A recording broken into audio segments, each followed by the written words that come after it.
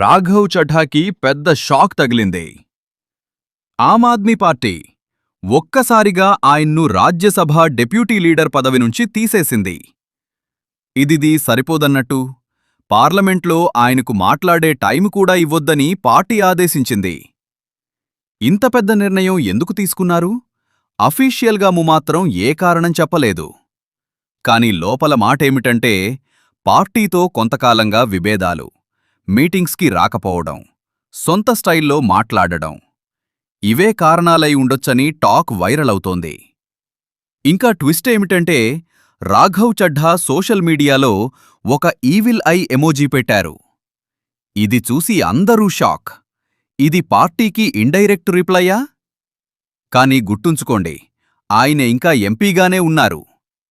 ఇప్పుడే పెద్ద ప్రశ్న ఏంటంటే ఇక్కడితో ఆగుతుందా లేక ఇంకా పెద్ద ట్విస్టొస్తుందా? ఇంకా ఫాస్ట్ అప్డేట్స్ కోసం ఫాలో చేయండి.